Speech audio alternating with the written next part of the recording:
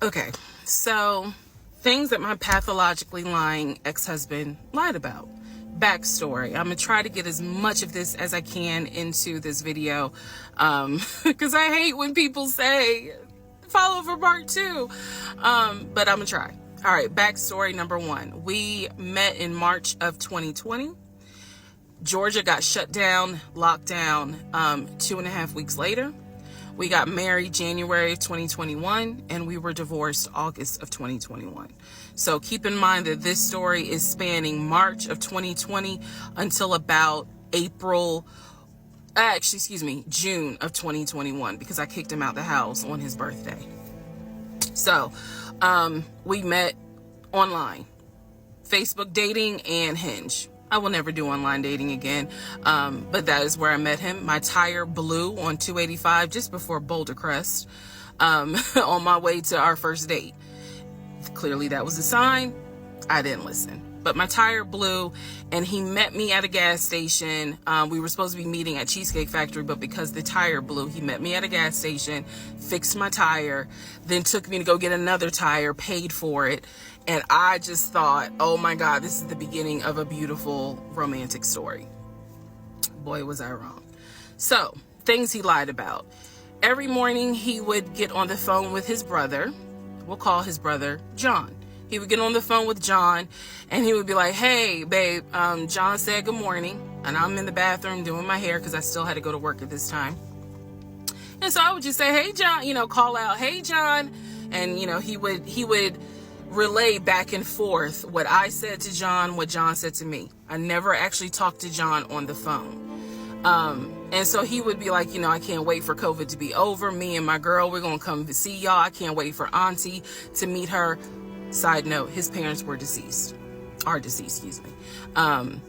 So he was like, I can't wait for you guys to meet her. Like, I know I'm gonna marry her. I know it. He said everything I wanted to hear. Love bombing 101. This man wrote the book. So he talked to his brother every day. He talked to his friends every day in front of me.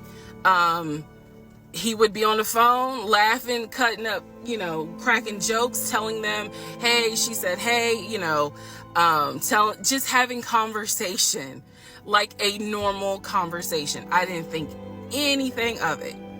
It wasn't until he got kicked out of my house in June of 2021 that I found out every single phone call was made up. He was never on the phone. I don't know. Those of you who are watching, you're probably like, there's no way. Listen to what I'm saying. Everything I'm telling you can be verified. Every single phone call he ever had was made up. The phone calls where he called to pay his car off, made up. The phone call to the realtor when we were looking at houses, made up.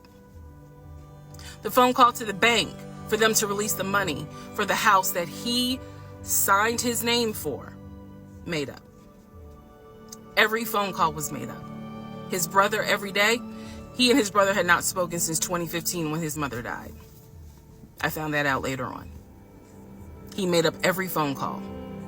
He had no friends, but yet every phone call would be my friend this, my friend that. The second lie, his job. He told me when I first met him out the gate that he was a VP at his company. He had been transferred from California to Georgia, and he was in the process of, getting himself settled. He was looking to buy a house.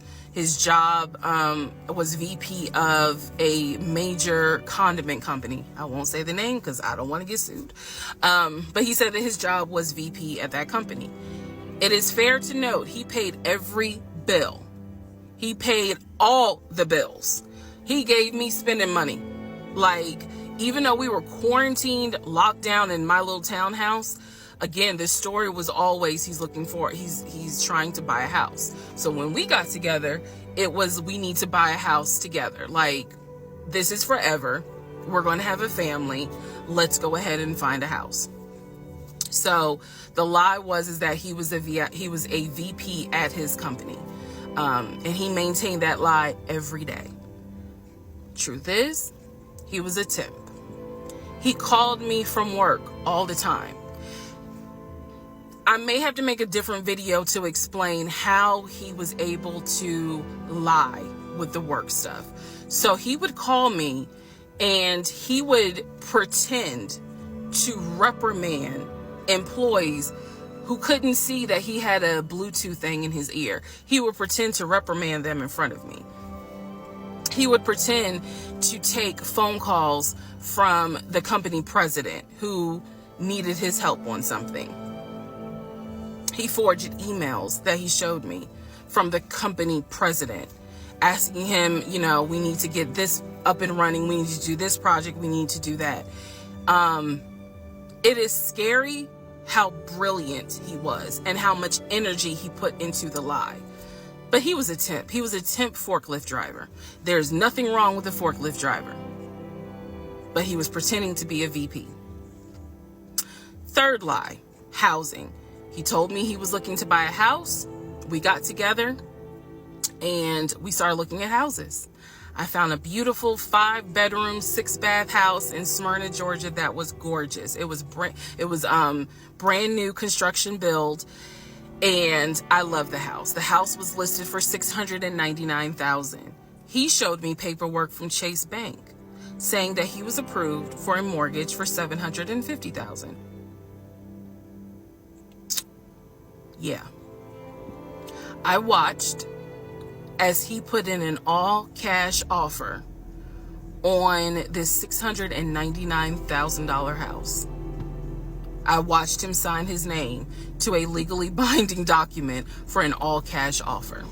The reason why the house fell through was because the builder did not want to finish the basement. We were requesting that the basement get finished. He did not want to, so he declined our offer and took the offer of another couple who didn't need the basement finished. That's the only reason why that house fell through. I see now where God's grace protected me because, well, it really protected him because legally I was not his wife, so I was not on the mortgage for that home. So, third lie had to do with housing. Fourth lie had to do with baby.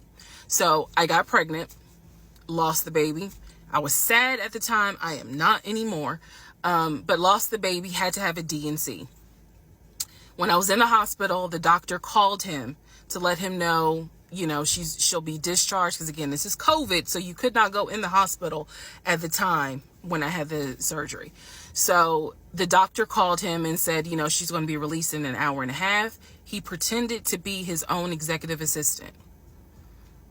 And so he said, you know, Mr. James is in a board meeting, but I'm his executive assistant, David. How can I help you? You can let me know what's going on. Obviously, the doctor wouldn't do that. So she just said, you know, please let him know that Miss So-and-so will be ready for pickup in an hour and a half. He told the doctor he's in a board meeting until about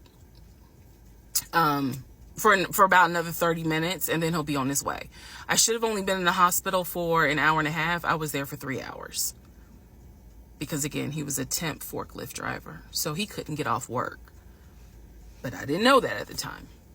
So those are just some of the things that my pathological lying ex-husband did. There's so much more. I have severe PTSD. And I know it's my fault. I know that I did not trust myself. I did not pay attention to the United Nations of red flags. I did not pray. And I am paying the consequences for that. So there's nothing anyone can say to me, girl, you was dumb. I was desperate. I wanted to be married. I wanted a family. And I thought it was my turn. And instead, I got pulled into something my brain could not even comprehend. And guess what, guys? What I just told you, it's only 5% of the story. So yeah, let me know if anybody knows somebody at Lifetime. And also, if any of you got any sort of gift cards for Stella Rosa Black, I'll take those as well.